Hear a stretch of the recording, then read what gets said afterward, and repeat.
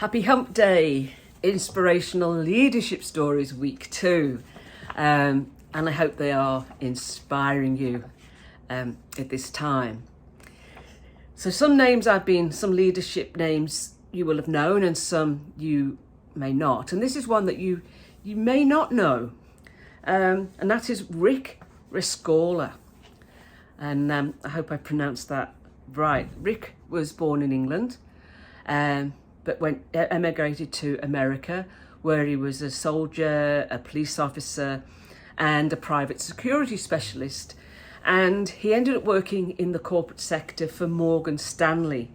He was the vice president for corporate security, and I'm looking at my notes to make sure I get these dates right.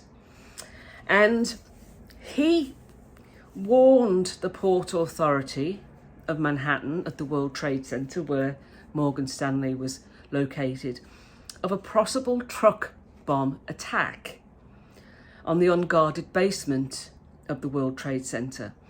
He wasn't listened to, and in 1993, Islamic terrorists tried to bring down the Twin Towers with a truck bomb.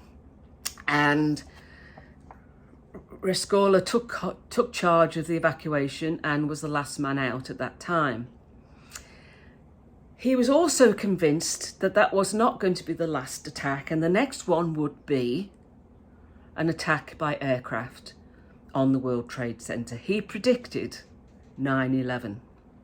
And he suggested that Morgan Stanley move to a new headquarters in a safer location in New Jersey. But the lease on the World Trade Center was not up till 2006. So his suggestion fell on deaf ears. So despite that, he didn't give up. And his conviction that something was going to happen meant that he instigated regular evacuation drills across the 22 floors that Morgan Stanley occupied in the South Tower. So every quarter, each level would be evacuated.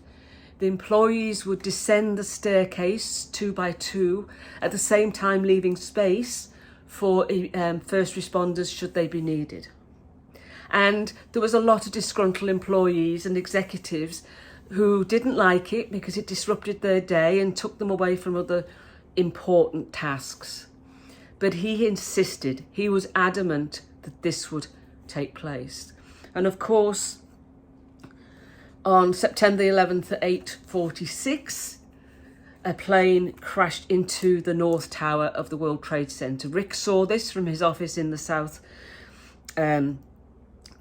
Tower, and immediately grabbed his bullhorn, his phone, his walkie-talkie, and began systematically evacuating the 2,700 Morgan Stanley employees from the South Tower. He had most of them out and hundreds of visitors out down the stairwells before United Airlines Flight 175 hit Tower 2 at 9:02.